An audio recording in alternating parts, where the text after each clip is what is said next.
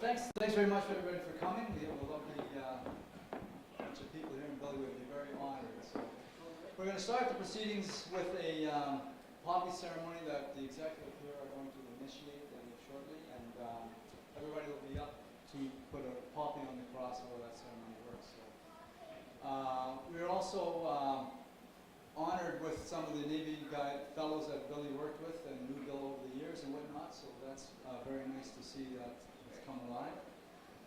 And yeah, I guess Joanne, anytime you're ready to start it, we're okay with that. Yeah.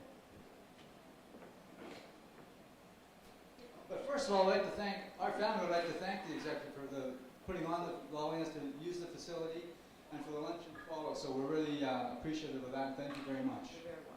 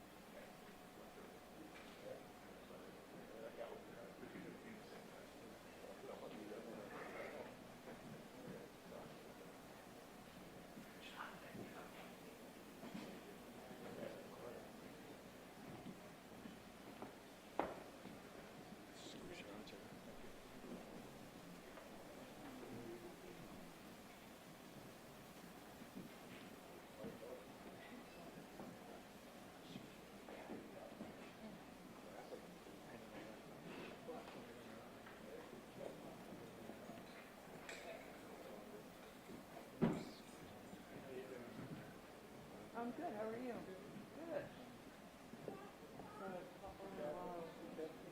On my lunch break.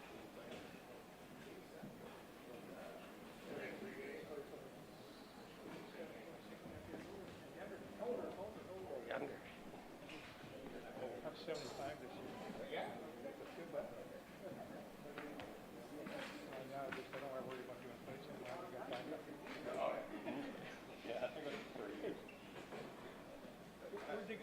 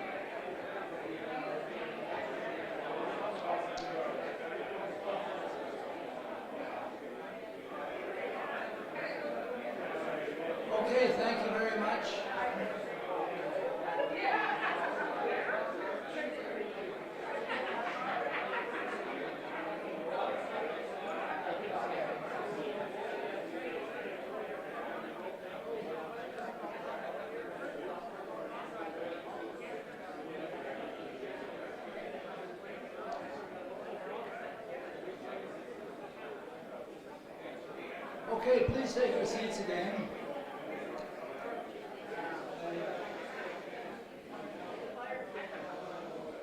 Thank you very much for the executive for this respectful initiation for our brother Bill again.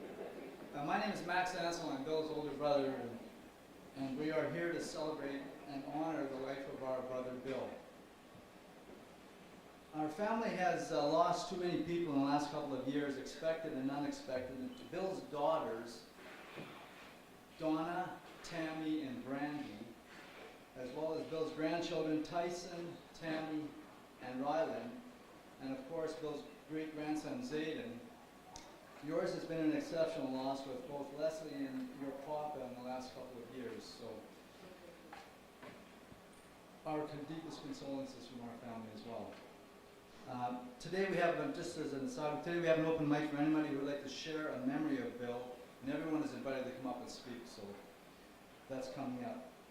So as the youngest of 4 children, Bill would always chuckle smugly when one of us referred to him as the golden child. The same parents, different times, circumstances, and experiences.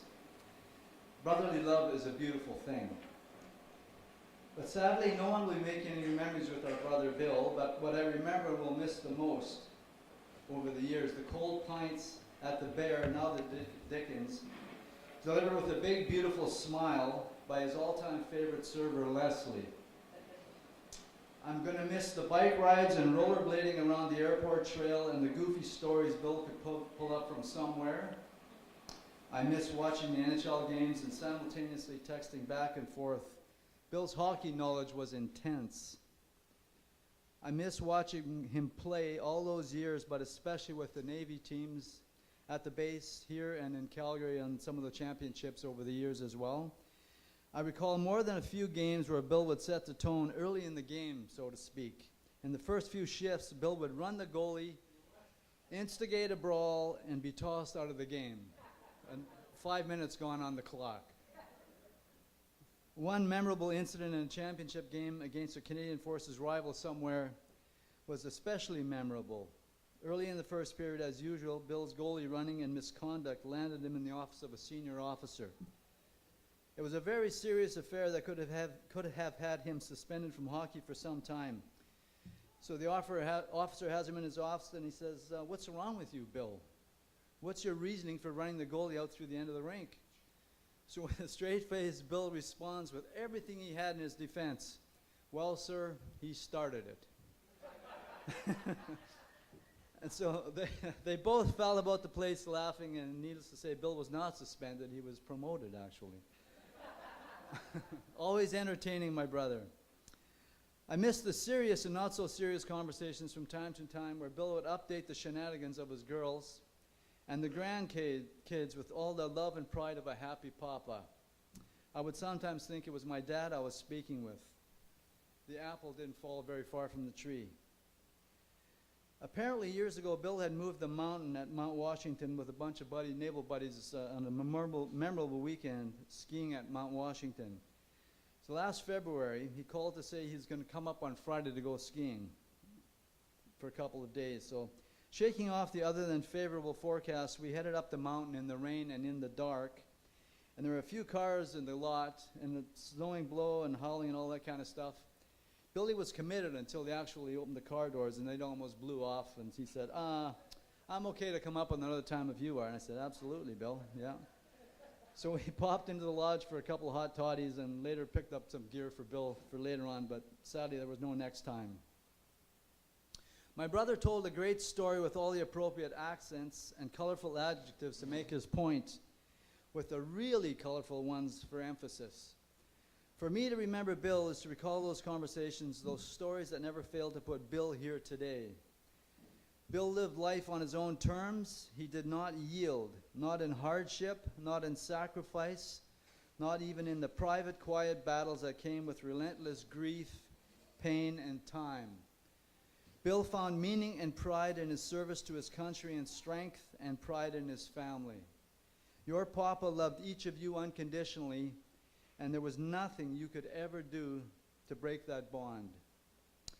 So, if you knew Bill, then you know he had seen some things in his life. He shot a few missiles. He went around the world a few times. He impressed a geisha or two. And there's a story in there somewhere I'm sure we're going to hear later on. He served his country honorably for 30 plus years.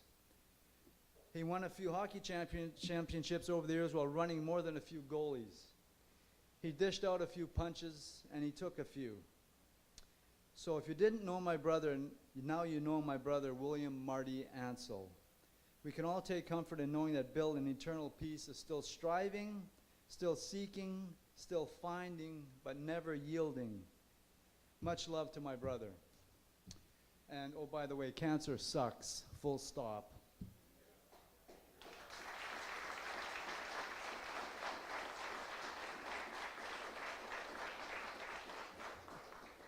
As I mentioned, we have an open mic, and I think Brandy was going to come up and say a few words on behalf of the family.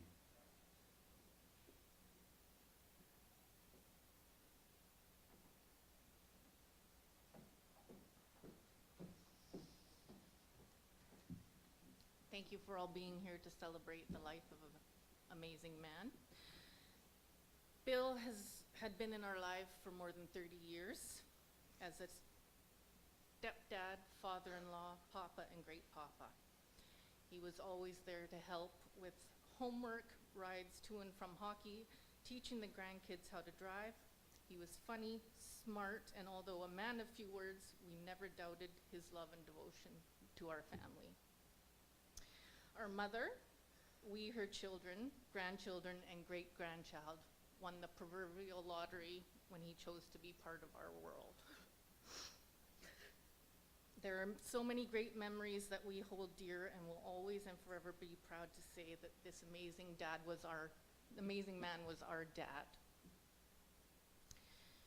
His passion for sports, particularly hockey, his many hockey accomplishments, were a source of pride for myself and my son especially, and we would tell anyone who would listen about his many hockey accomplishments and career highlights. He served this country for many years with the Royal Canadian Navy, and we were all amazed and astonished at the stories he brought home from his many trips around the world.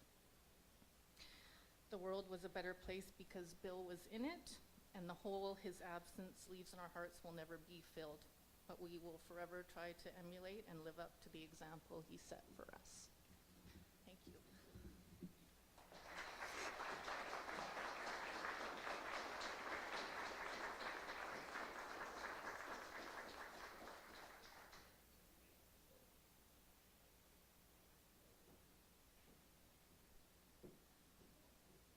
Thank you, girls. I know that was very painful. I believe Tyson would like to say a few words as well, Bill's granddaughter, Tyson. The mother of the apple of Billy's eye, little Zayden, his great-grandson.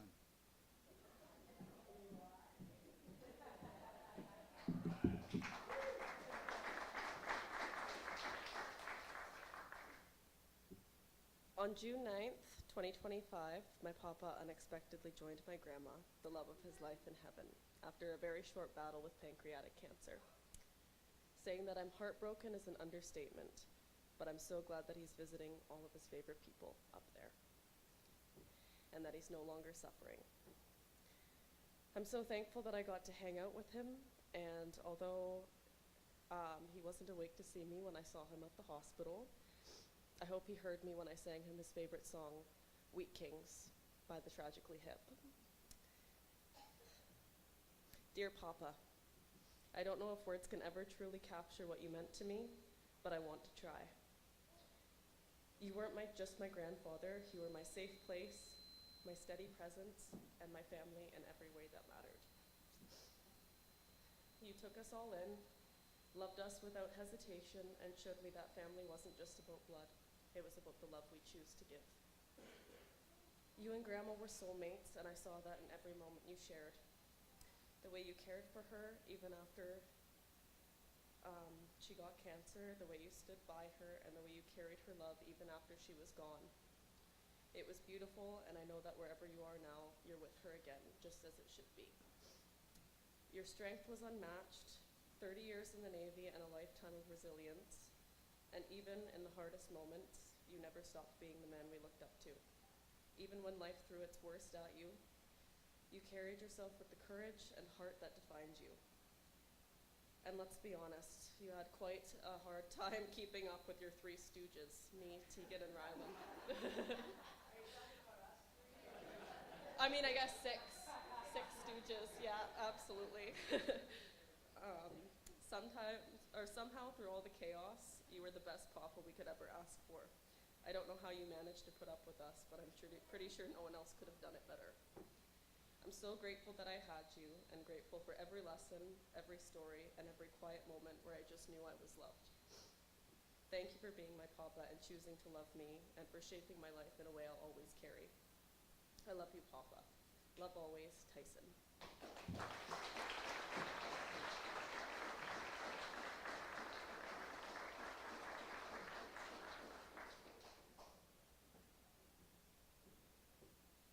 Okay, as I mentioned, we have an open mic, so we'd encourage anybody else that has, oh, Dawn's next. Okay, Dawn has some things to say.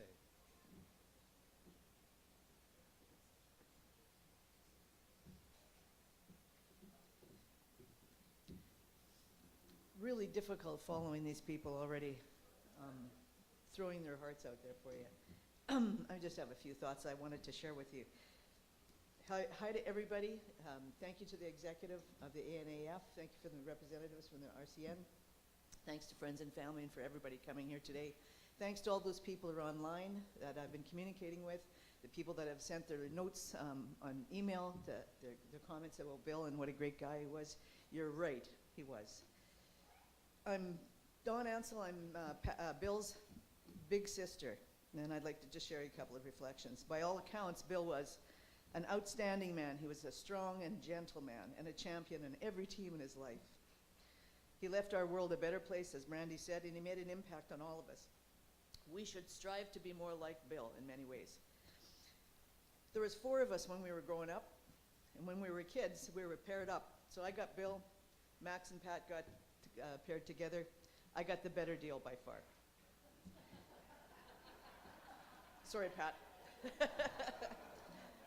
Everybody who knew Bill liked him. They considered him a friend, and that went on for lifetimes. I thought he was a friend of mine as well. Before he joined the Navy, Bill lived a little while with me and the kids in a complex, in an apartment complex in Sherwood Park. He endeared himself to all the kids in the complex. He was babysitting for me. I was very grateful. He endeared himself to the kids, and all the mums fell in love with him. That's why he got the hell out of there. He held bike lessons, baseball clinics, and every day he made the kids grilled cheese sandwiches out of my kitchen. Took a bite out of every one of them and handed them to the kid and said, "Service charge." He was very committed to his family, his kids, and his grandkids. One of the stories I wanted to share with you about hockey is, I guess our son was about 4 or so, something in around there, when Bill was playing for the Golden Bears. We'd go to the Golden Bear games quite often, and Brennan said, "This is how you play hockey." There's only a 3 or 4-year-old can actually say this, right? So how does hockey go, Bren? And he'd say, "You go on the ice, you take off your sweater, and then you go in the patio box." That's how Uncle Bill played. There's 3 life lessons I learned from my brother Bill. Be a good team member. It's not all about you. It's about the team. Take care of the team. Be someone they can depend on. You are enough, whoever you are, whenever you are, whatever you're doing. Don't sell yourself short. Everyone sees your value, even if you don't.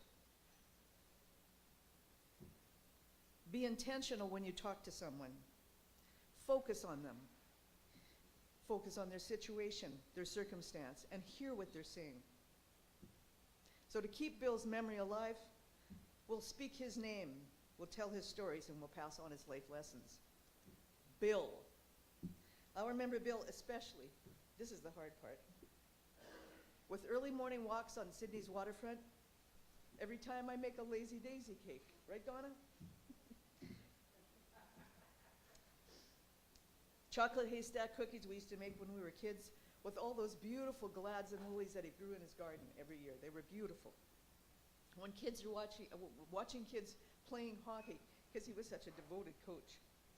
When eating crab, Donna, barbecued salmon.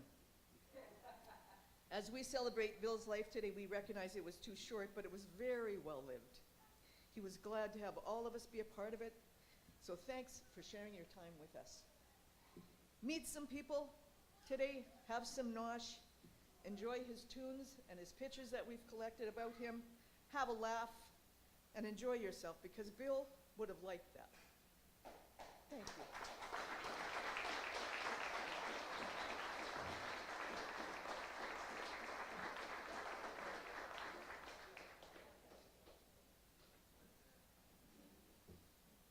Nice job, Don. Tammy wants to say a few words on Bill's behalf.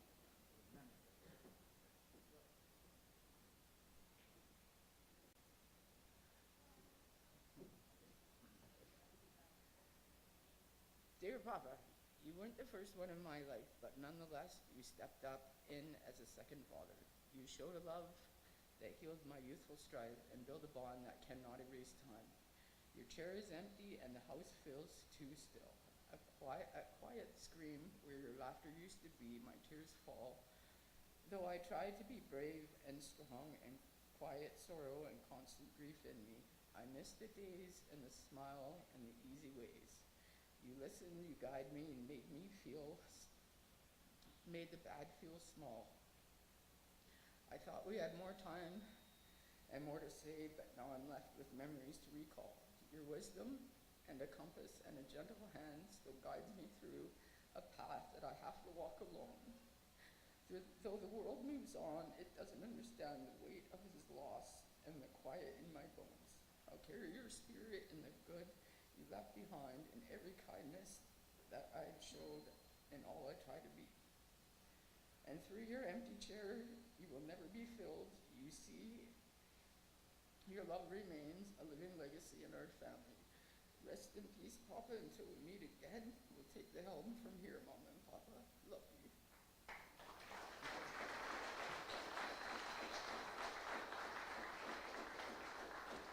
Thank you for sharing, Tammy. We have some people from out of province today as well, so I believe Kelly would like to say a few words on Bill's memory.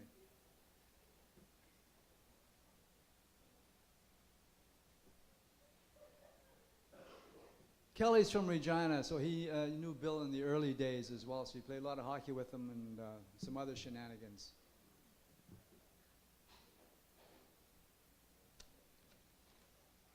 Good afternoon. Thank you all for coming today to celebrate the life of Bill Ansell. My name is Kelly Donaldson, and I've been closely associated with the Ansells and the Chorusers for 30 plus years. Donna has asked me to read a poem to you for Billy. I will read this poem now.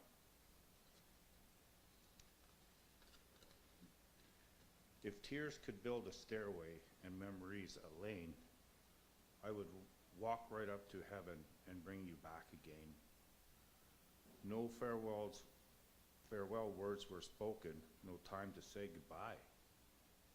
So you were gone before we knew it, and only God knows why. Our hearts still ache with sadness, and secret tears still flow.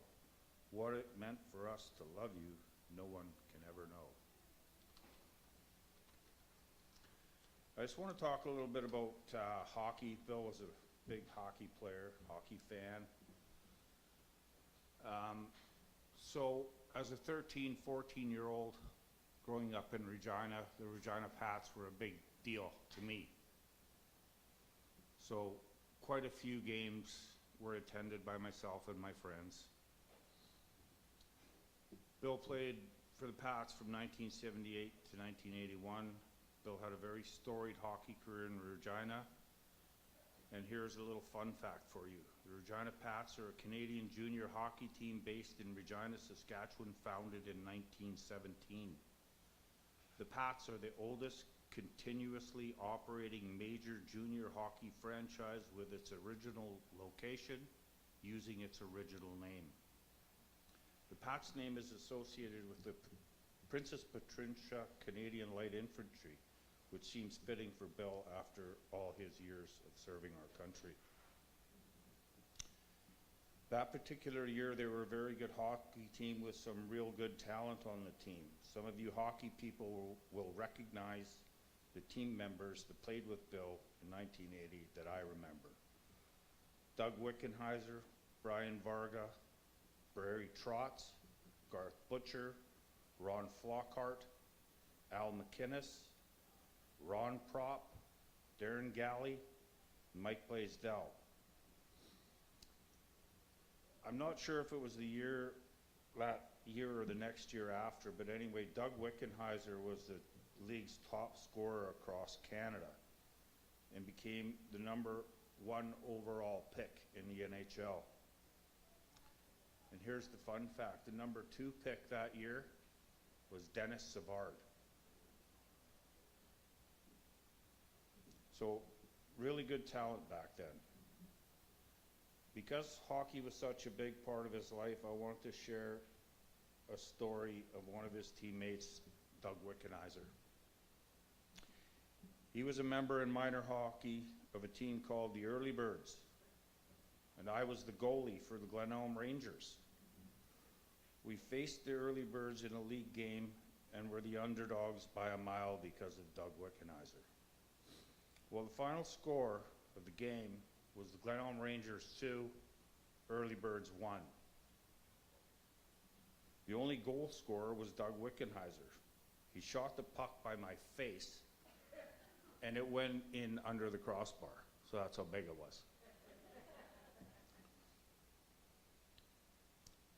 This is one story that I'll remember from my hockey career for the rest of my life. That was my brush with greatness. And that's my hockey story, and this story I did share with Billy. So, in closing, I just want to say, Billy, may you rest in peace.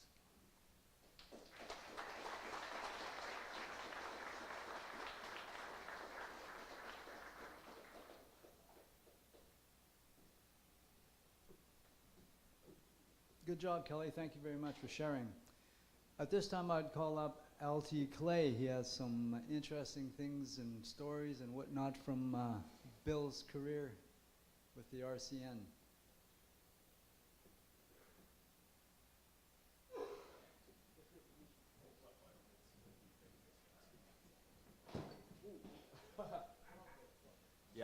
Hi everybody. My name's Clay Cochran, and I was honored to know Bill for most good part of, I guess, his adult life. You know, I wasn't expecting to speak here today, but I'm honored to be here in front of the family and friends and Leslie and everyone here. My thoughts are with you all right now. You know, I think my story will kind of end on hockey, but I think it'll probably start, and it'll tell you a little bit about a word that I haven't heard about Bill yet today, and it's the word humility. And I hope the story that you're about to hear me share is about Bill's deep humility and a quality that I see a few people nodding and realizing his humility, and you'll hopefully hear it towards the end of the story.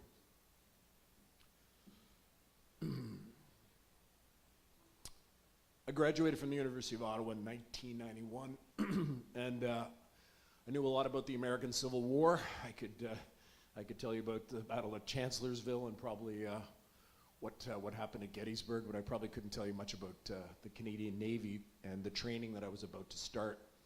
But I was joined in my very first course by a whole bunch of guys that I later like to call Goodfellas, because the movie Goodfellas had just come out, and there were a couple guys, my best buddies on course, that could do all the Goodfellas lines, just like I could, because I was good at movie lines. And so were these two buddies of mine, and these two buddies were like these older guys, because I was like 22 years old. I was wet behind the ears, and there were these two older fellas, these guys in their kind of early 30s, and to me they were old men almost. And one of them was a fellow that's no longer with us, Commander Mike McEntee. He retired from the Navy, and if there's any Mike McEntee fans or in the room that know Mike and know that they were best friends, right? And I know Mac is looking down right now and saying, Hey, Clay, don't tell them the story about Friday Harbor, you know, the night that we were heading back to the Yags there at 3 o'clock in the morning, and somebody got the bright idea to grab some construction equipment. I think they're called front-hand loaders, and take it for a spin. You know that story, yeah, because it's a true story. It happened in the fall of 1991, and I'm pretty sure I was the chief punk on that story. I sure hope the good people of Friday Harbor eventually got it out of the ditch or wherever it ended up that night. But yeah, you know that story. I think Bill's probably told that story. I'm glad to hear he's told that story because it's a true story.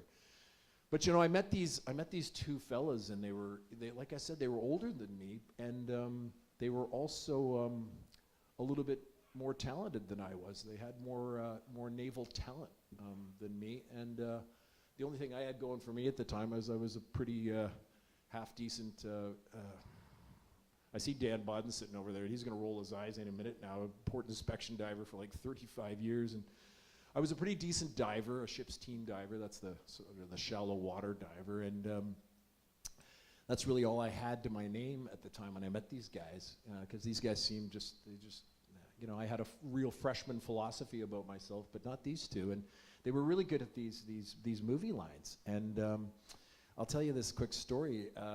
You know, there's a scene in Goodfellas when Ray Liotta there, the actor in the film, he sneaks his way into the Coca Cabana, which was a bar, it was a restaurant back in Queens back in the 1950s and 60s, and famous scene, and they follow Ray as he sneaks his girlfriend in, and they go right to the front of the table, and Bill Ansell used to be able to do the narration of that Ray Liotta scene. He used to be able to do it perfectly, and I was always pretty good at movie lines, and I could never get the timing down, but Billy could do it, and he and Mike McEntee used to kind of go back and forth to try to see who could do those lines better. But I'll kind of finish this first part of the story. By the way, I got a little more to go here, but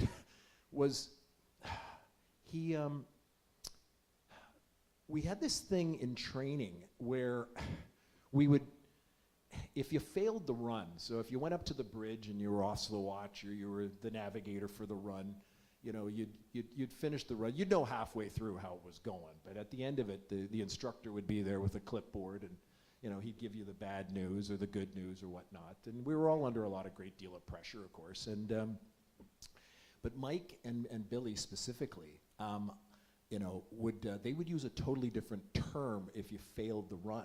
You wouldn't say I failed. You wouldn't say, you know, I dipped it. And the common naval term is dipped it, and I always thought that was a really poor euphemism for fail. But he didn't use the term fail. He'd say, yeah, I got whacked. That's what he used to say, just like from Goodfellas. He said, ah, and Billy, you know, he always talked to the side of his mouth, and Billy was always like, yeah, that run didn't go so well. I got whacked. And it was a line from Goodfellas, but it really comforted. It really was of comfort that Billy being able to do that. He could see when I failed to run. You know, he could look in my eyes, and he knew I was sad, and I was probably a little bit scared. But Bill would say, don't worry about it. I got whacked last week. You know, he'd just find a way to. And that was his humility. And I'll kind of wind up here because I said I was going to talk about Bill's humility, and his humility to me was this incredible thing because a lot of people, almost everybody in this room probably, except for maybe some of my Navy buddies sitting over there, probably don't know that while I'm still serving in the Navy today, my part-time job on the side is I'm the play-by-play voice for a number of hockey teams throughout Vancouver Island, and I presently work for the Saanich Predators. They play out at Perks Arena, and it was funny. I heard us just talking about the year 1917 and how, and it suddenly occurred to me while I was sitting there thinking about the Regina Pats in 1917 that every November 10th I make it mention to make sure that on the air that I mentioned that the building that we play in on Tillicum Road is a building called the George Randolph Perks Arena. And it was in 1917 that a young 29-year-old major by the name of George Randolph Perks took an infantry company, an understrength Canadian infantry company, and up against a reinforced German position, and his left flank was failing, and Perks recognized the danger and took that infantry company up against that reinforced German position and and took the hill and took out a number of machine gun nests and a lot of nasty stuff, and he earned what's called a Victoria Cross, which is the highest award for gallantry in the face of the enemy. And George Randolph Perks earned that at the Battle of Passchendaele, and it was in 1917. I hadn't actually connected that until I learned today for the first time that the Regina Pats were founded in 1917, right about the time that George Randolph Perks was earning a Victoria Cross, and that just occurred to me, so there you go. And what I mean by all that is that I hadn't planned on doing this, but I brought my phone up here because on Sunday afternoon, I'd actually thought about this on Saturday, to tell you the truth, but on Sunday I was at church on Sunday morning, and I knew that I had a 12 noon game, and this past Sunday, just last Sunday, and I knew we were playing the Peninsula Panthers, which was Bill's club, that he coached there for many years. And, you know, Bill, you know, and all those times that we were doing all those Goodfellas stories, Bill didn't talk a whole lot about his hockey with me, even though I guess he knew he was a hockey fan. He just really didn't advertise it a whole lot. And I knew that he played, and I knew he was in the WHL, and yeah, there was that time with but you know, he didn't talk about being drafted by the Edmonton Oilers, you know. He didn't like to brag about it. He was a humble man, like probably one of the most humble and beautiful human beings I've ever known was Bill Ansell. And you know, I can see him up in heaven right now just laughing at me, go, will you stop? And but it was like sometime, I don't know, maybe in the 1990s, because we sort of disappeared. He went off to shoot missiles in the Navy, and I went off to become a clearance diver, which is like a deep sea diver in the Navy and all that. But Bill went off, and so our careers separated, as they do with a lot of people. And I remember I was over at Bill and Leslie's house back in the late 1990s, and I was on my clearance diver course at the time in Shearwater. And me and Mike McEntee and Bill stayed up all night and got into all kinds of trouble. And I'm not going to go through the details of everything, but I remember that was the first night that he really talked about his hockey career, because, you know, I just asked a whole bunch of questions, and I learned all these facts that I ought to have known earlier in the 1990s when we were going through training, but Bill was too humble to share all that with me, so I got to hear it. And when I was leaving church this past Sunday, I said, you know what, the Peninsula Panthers it's a first visit to Perks this year. I'm going to dedicate the game to Bill, and I'm going to tell Bill Ansell stories the whole darn game. And that's what I did. And yeah.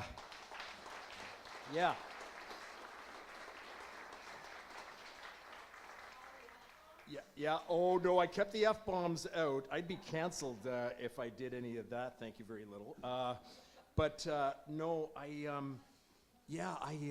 decided to tell all these stories, and I think what I'm going to do is I'm just going to finish off my share. I didn't mean to be up here this long, folks. I hope it's all right. But I'm just going to play a couple, because I sent these on to a few friends of mine that knew Bill. John Treen, Constable John Treen, RCMP, his daughter is having a birthday today, and John couldn't be here today. He asked me specifically to mention how much he wanted to be here. I know Hamish Tom might be watching, and Cheryl King, I think, might be watching back in Ottawa. And if you're there, guys, I hope you like these stories that you've heard from others and me.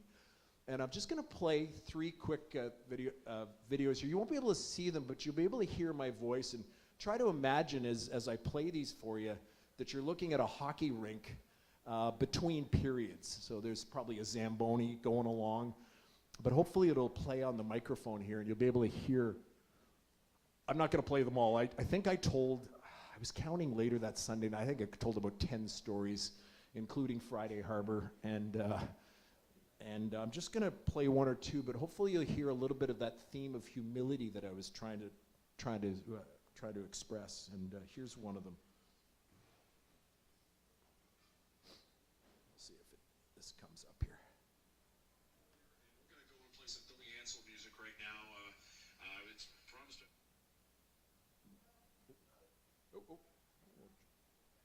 You know what? Well, we'll make it work. Well, just technology. So I joke around with people all the time. I was born in I didn't serve in Vietnam. I was just born during Vietnam. Here, we'll try that again here. We're going to go and play some Billy Ansell music right now. It's promised I was going to get maybe a Billy Ansell story or two in here. The quick one I'll get in right now is I remember one night Bill Ansell and I, as we served in the Navy together, boy, and I remember that this was Bellingham, Washington in 1991. Bill Ansell and I went up on stage and we belted this song out in front of a crowded bar, just the two of us, with more beer than I deserved to drink that night. And boy, Billy, we miss you lots, man. And I know you remember this one. This one's for Bill Ansell, a moment that I will remember. My dear friend, who the Panthers family and all of us lost on June 11th after a tough battle with cancer. And we love you, Billy. We miss you lots, and you will always be a great friend and somebody that I always looked up to. And drafted by the Edmonton Oilers, and I'll finish that rest of that story. Drafted by the Edmonton Oilers, and the only reason he didn't play was because Gretzky was being protected by a guy by the name of Dave Semenko. And the funny thing is, Billy never even told me that story until we knew each other for like 5, 6, might have been longer than that, years. We talked hockey all the time, but he never mentioned that. He's a special, special man. This song's for you, Billy, and this broadcast, the whole show tonight, we're thinking about you, dedicated to you, and we'll be right back with third period action in a moment. And I'll just... So you're not going to hear my voice misidentifying the first name of Peninsula Panthers defenseman, but I hope you enjoyed that trivia contest. It was a lot of fun. On behalf of all of our cameramen tonight, my producer-engineer Warren Luco, my team here led by Pat Reed, my floor director, Brendan Costa, and Jay Longprey on Mike. Thanks again for tuning in. It was a tough one to watch and call tonight. And this one's going out to you, Billy Ansell. We love you, buddy, and we miss you every day. Sandwich Brothers fall 9-3 to the Peninsula Panthers. Until next time, this is Clay Cochran saying good night from the Southern Jet of Vancouver Island.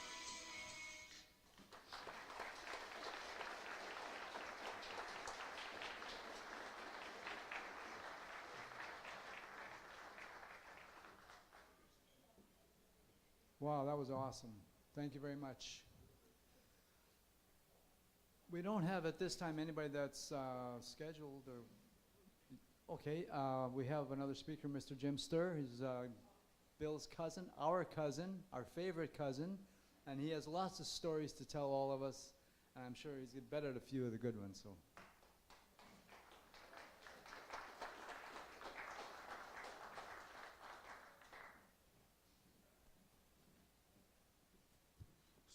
My name is Jim Sturr. I'm Billy's, Ansell's cousin. Was a year older than Billy.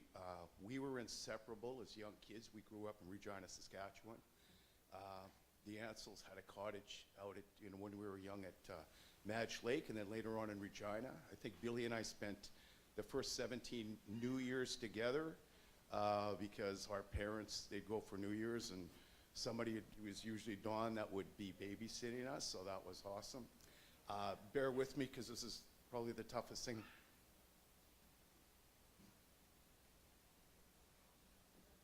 I've ever had to do.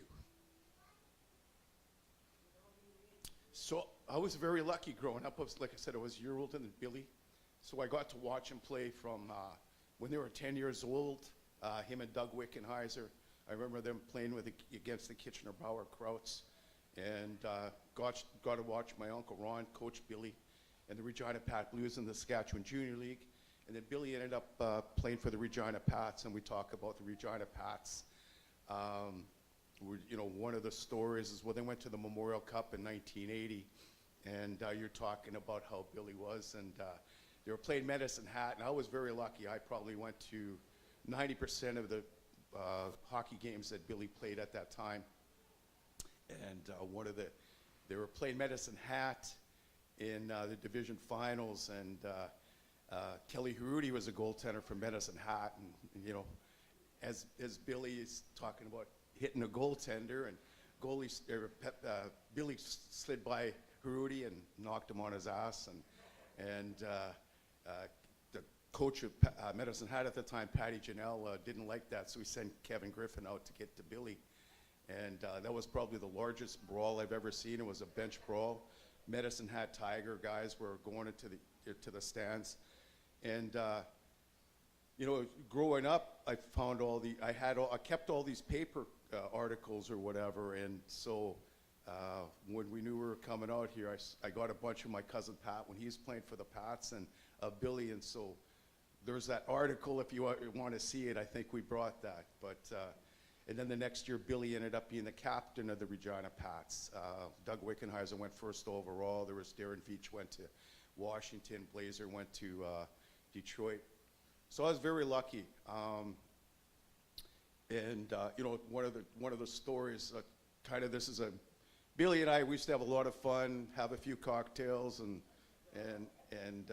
you know, get into little whatever. So we were talking about Billy being with Edmonton. So I grew up being a Flyer fan. I'm in Regina. So Billy was playing for U of A. And so I go up. It's a 7th game of the Stanley Cup Finals. A buddy of mine came up from Regina. And so I got the bottle of in the hotel, bottle of champagne on ice, just in case the Flyers won. You know. Anyway, they lost 3-1. So we start partying, and we end up going to Barry T's. So Billy knew a bunch of the guys from it was kind of not really a private party, but it was a lot of alumni, and so everybody knew Billy. I went in there and I said I was as Marty McSorley's brother, Chris McSorley, because I knew he went to Flyer camp.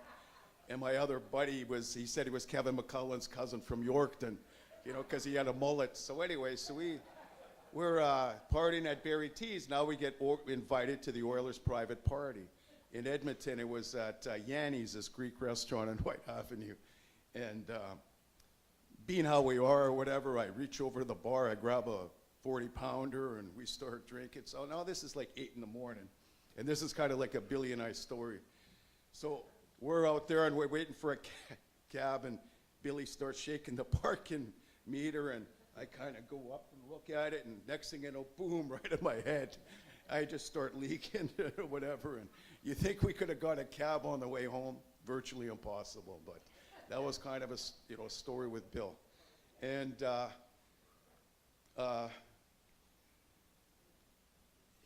like I said, we were like brothers. He was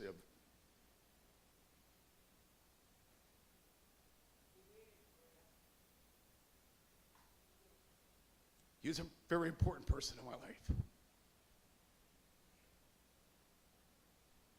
Sorry.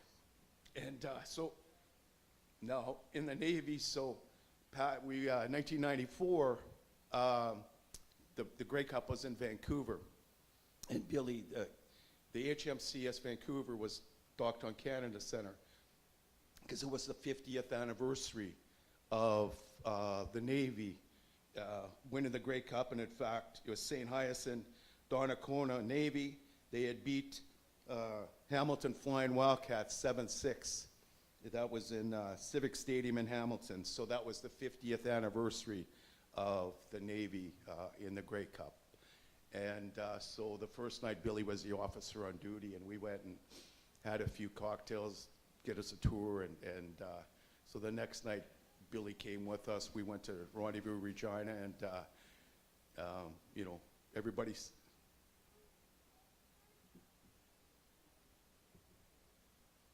Sorry. Everybody's saluting Billy.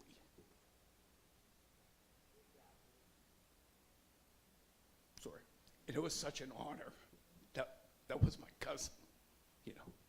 Anyway, thank you, and you know, just thanks everybody for coming.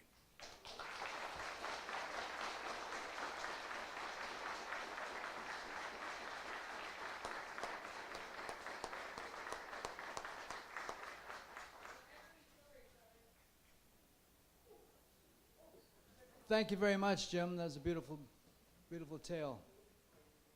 This time, we have an open mic, so if anybody else wants to step up to the podium and have a... Okay. Oh, first, just... Hi.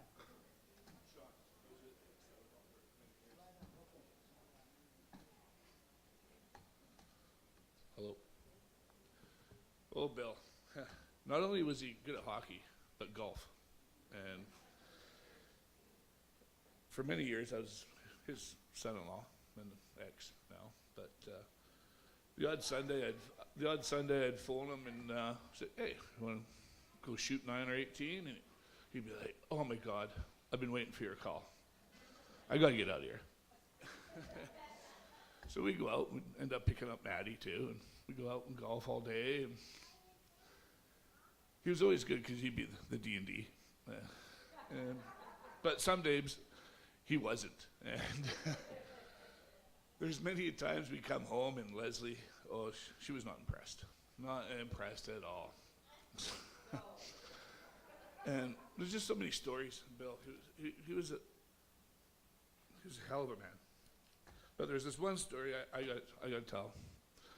We went to Regina for a funeral for Jeffy, and we're at the Regina game, and I was wearing my Lions gear, and well, I believe it was Kelly that you're not going to the stadium wearing that shit. I'll tell you that right now. And Bill standing there is, so we go to the game, and the Lions just absolutely destroy them, 51-3, and it is like 40 degrees out. So the game's over, and everybody's leaving, and Bill decides he wants to catch a bus to this bar that we're going to, where everybody's meeting up. And Leslie's like, "Well, why don't we just catch a cab?" Bill's like, "Nope, we're gonna take the bus." So we wait there for 40 minutes for a bus to show up. And apparently the bar's only like 15 blocks away. We could have walked there. So the bus shows up. We're on it, and Bill's like, "I think we're on the wrong bus." So Leslie, we both look at each other like, "Oh, here we go." So we get to the bar about an hour and a half later, and it was just one of those, Bill, who was such a good man. And this year, I guess, Super Bowl, I had a team, a foursome, registered for the Olympic View Super Bowl bash, and it was canceled. But I had Bill, Maddie, another buddy. I never got to see him, so. Bill, hell of a man, Too young, too early, fuck cancer.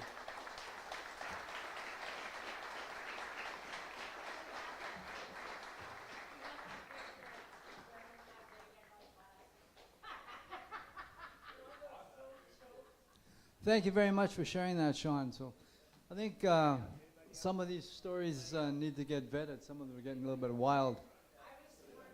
Matt, Billy's son-in-law has a few words to say.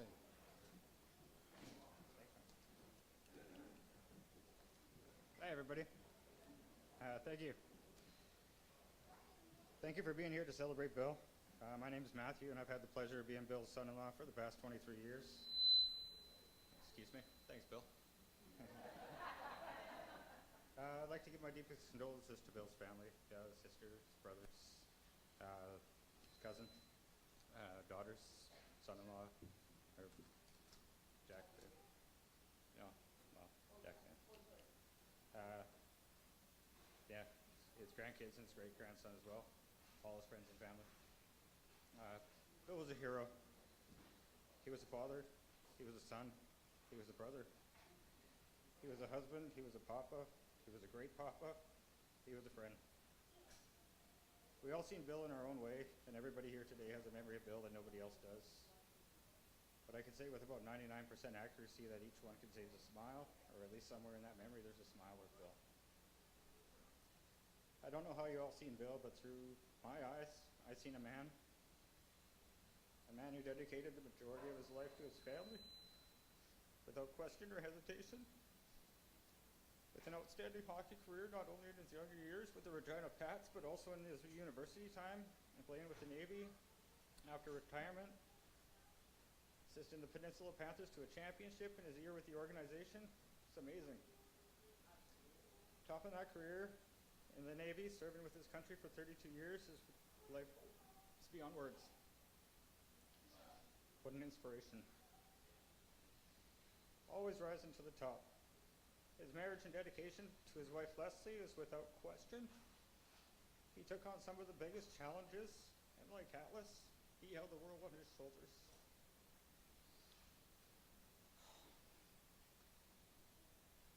Being in the same family as Bill for half my life would leave me with a lifetime of admiration and respect for that man. I'll forever remember Christmases at Bill and Leslie's house, always eating way too much, or his barbecue beer and the ass chicken, sitting on the back patio in the sun, or his natural golf swing that was more like a slap shot, followed by a rester down the fairway. Anytime I see Saskatchewan Rough Riders or Regina Pat skier, I'll remember Bill. I'll always see him standing at the end boards of my son's hockey practices. He was at my wedding, my kid's graduation. Bill was there.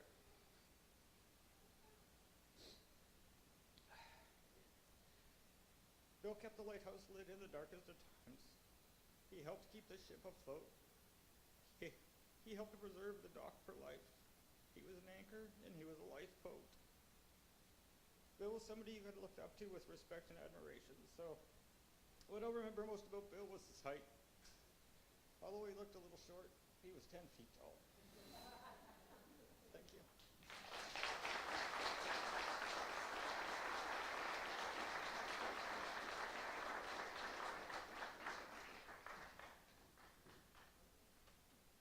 Thank you for sharing, Matt. That was beautiful. Randy, our tech guy that everybody knows, is going to share some stories about how technical savvy my younger brother was, etc. Hello, my name is Randy Evans. I've known the Ansell family for over 30 years. Way back to Maxine. You remember Maxine? We lost her. And of course, Leslie, the best bartender that ever lived.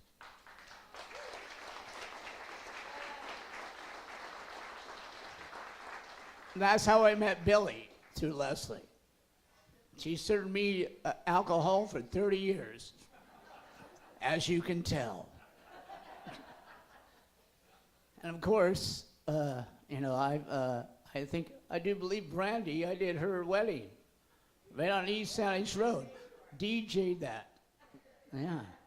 Of course, Donna, first time I saw Donna was on a table at Tiller's Pub. If you know, you know, right? You know. Wow, that was a nice set, I must say.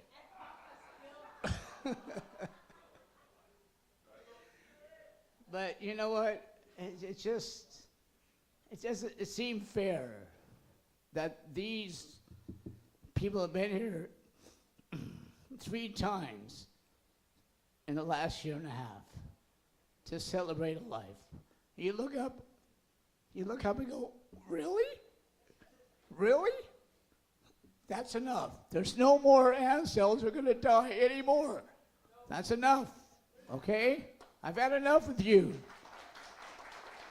I've had enough with cancer. Fuck cancer, like everybody else says. I've had it, and I survived. We've got to figure out how to cure this. But right now, I want you to stand up, raise your drinks to Willie, Billy, and Papa. We miss you. We love you. Rest in peace, my friend.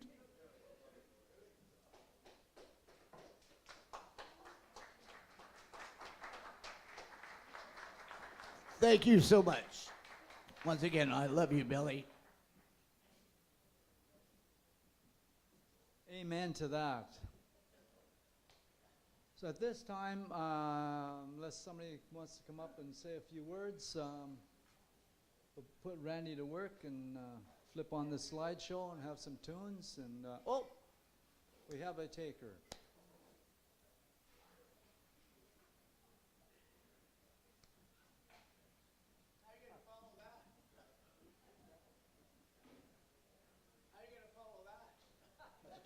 Very good, Randy. Hello. For those of you who don't know me, my name is Brad Hickford. Christine Ask is my wife, and as Donna Jean constantly reminds me, she's wife number 2. And of course, her and Christine have been best friends for many, many years, and that's how I met the family, was through Christine, and that's about 26 years ago. But the other connection that I had with Billy was that my son and him served in the Navy together. My son's still in the Navy. They were on the Protector together, but my son is now in Montreal. He was transferred back there, and he's a petty officer first class, and he is an instructor at the military college there, and he certainly asked me to send his condolences to the family. One of the things that I'm really going to miss about Billy is that over the course of all those years, Christine and I would come down to the Remembrance Day ceremonies, and we would stand with Billy, and he would always have his uniform on him. Even after he retired, he wore his medals and his beret. And of course, my son would be there when they weren't at sea, and so would many other junior members of the Navy. And so Billy, even as a lieutenant commander, we'd all come in here and we'd sit down and we'd have a few beers, or sometimes more than a few beers. And even though these fellows, mostly my son's age, were all ordinary seamen, able seamen, or killocks, the amount of humility and respect that Billy showed to them was obvious. And what was even more obvious was the respect that they showed to him in return. He was so well regarded and so well loved by his shipmates that it was quite touching to observe that. At any rate, last year I sat here in Remembrance Day with Billy, and this year that's not going to happen, and I'm really going to miss that. So I just want to say, may the sun always be in your face, Billy, wind to your back, fair winds and calm seas, old friend.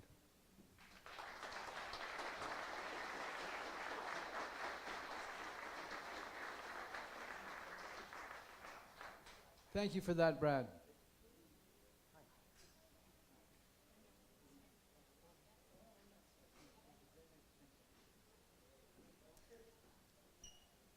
I'll start this with an apology. I'm a bit of a crier. And I wasn't prepared to speak today, but, you know, sitting in the back, hearing from some of the family who I haven't met, there's a lot that's making sense about what I knew about Bill. So a little bit about how I came to know Bill Ansell. 10 years ago, I became the base chief of staff, CFB Esquimalt. I'm a civilian. I've never worn the uniform. And Bill was my OPSO. Basically, I was his boss. So, like anybody new to a position, you know, I read a little bit up about all the people that would be part of my team, and when I came to Bill's file, his was probably the one I was the most worried about. I wasn't sure how a man with that many years in would feel about being a report to some girl from somewhere else that had never worn the uniform. But I learned a couple things fairly quick out the gate about Billy. One, he was invested in my success. Second, he'd forgotten more about the Navy than I will ever know. He loved 3 things with all his heart: his family, the Navy, and hockey. He was tough as nails. You could count on that man. And it didn't matter how bad you screwed up. He'd say, "No one really gives an F. Get over it."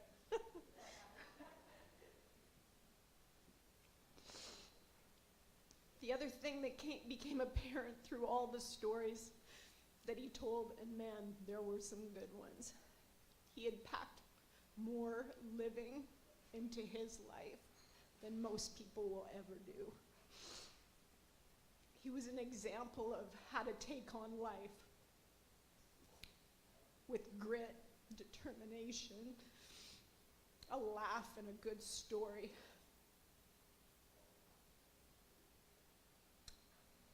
I will miss his stories. I will be forever grateful for his patient guidance and mentorship. And I will carry his example for the remainder of my career, that grit, determination, dedication, and how to be an amazing teammate full of humility, friendship, and compassion.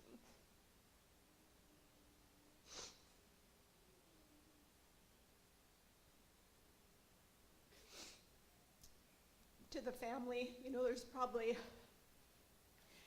I know a whole bunch of Bill's life with us in the Navy. It's kind of, you hear the stories and you get a glimpse. But, as Clay and others can attest to, he was one of the best men. And we were lucky to have him. And I'm so sorry for your loss. It's a loss for all of us. We loved him. Thank you.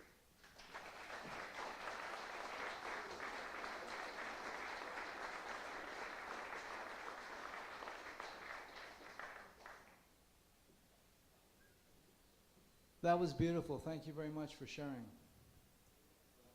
Yes, you betcha. All day. All day. Right, Randy? All day.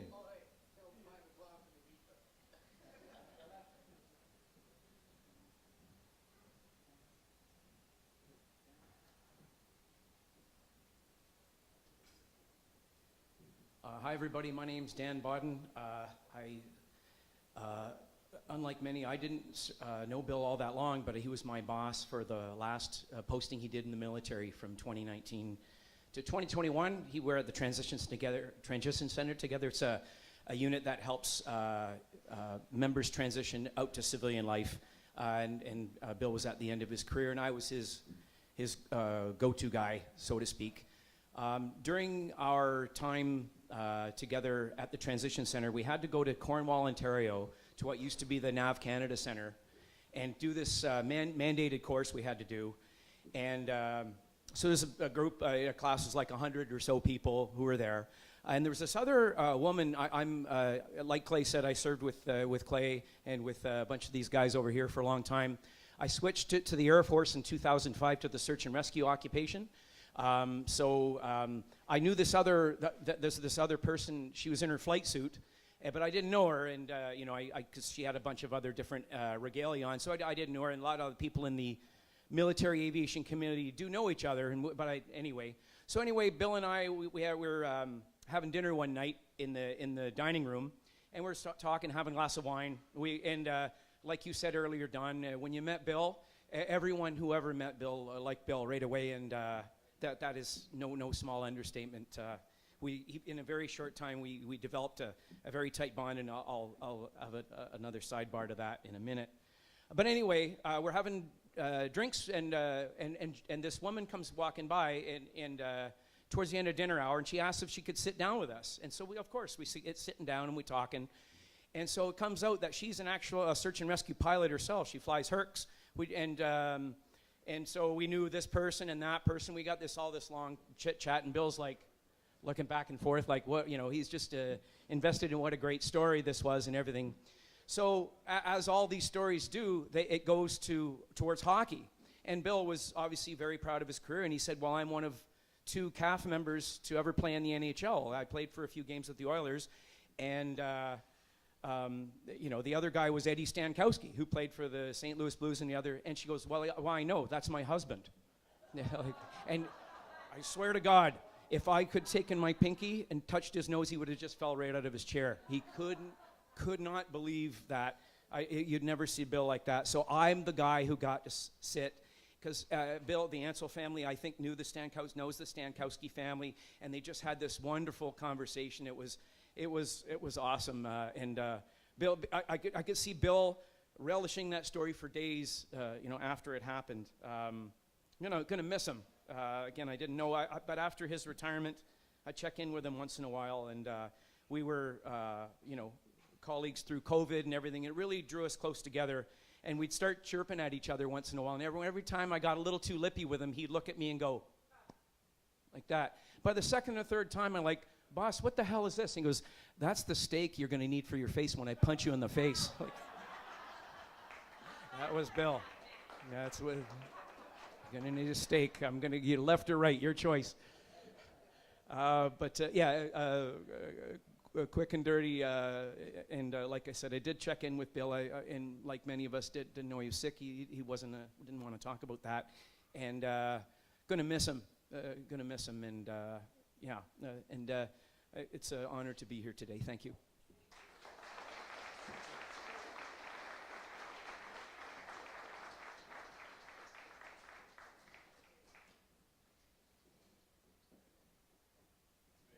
Mr. Don Heinz, everybody. I think everybody knows who I am. I've been part of was part and so lucky to be part of the Ansell family for very many years.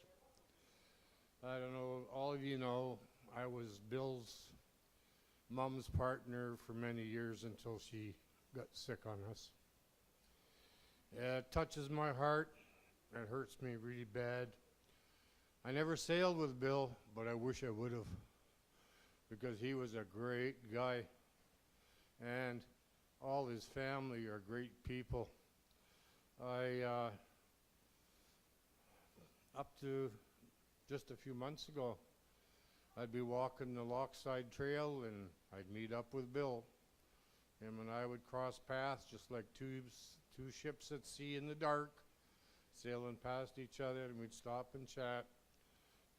We'd talk a few old stories and stuff, but that's okay. I won't say any of that right now. It's just that it was so sudden for me, knowing Bill as Bill was. I didn't know him as well as I knew the rest of the family. And I'd also like to thank one gentleman who flew out here all the way from Regina, his cousin Jim. When I was in Regina with Bill's mom quite a few years ago, Jim and his father had season tickets to the hockey games, and I happened to get lucky enough to get free tickets to the World Junior Championships for a whole week.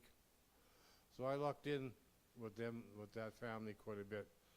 Thanks for coming out, Jim, and for the rest of the family, I'd like to make a toast to Bill, please.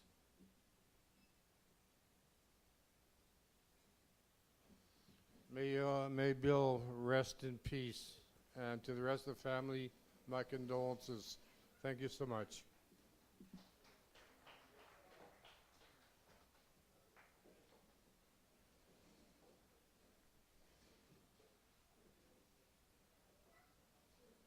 Thank you, Don. Unless there's somebody that's coming forth in the next few minutes, we have another speaker for one of Bill's memories.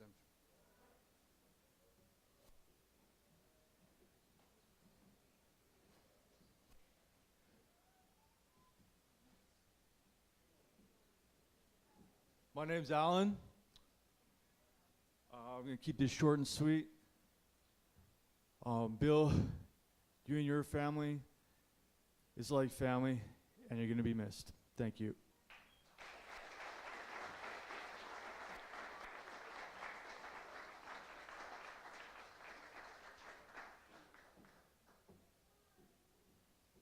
Okay.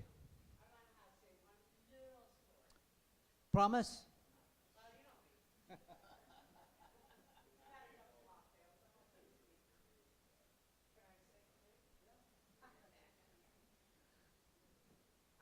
Have this perfect story that explains what Papa, the kind of human he was.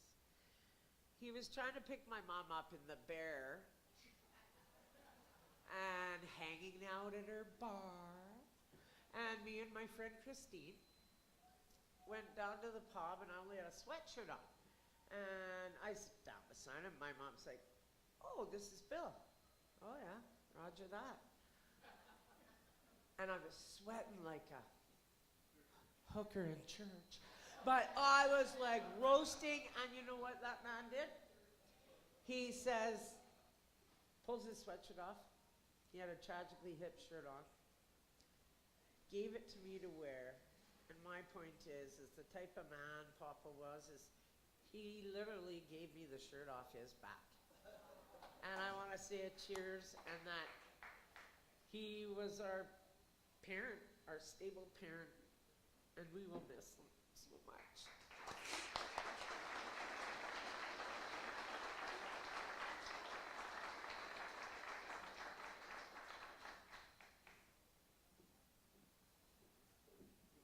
Okay, I guess we're going to be doing a slideshow, and Randy's going to do his thing. So there's a luncheon in the back for eats and snacks, and we encourage everybody to have something to eat, a little drink, pool, and mingle, and tell some stories that you maybe didn't want to tell at the mic. Thank you.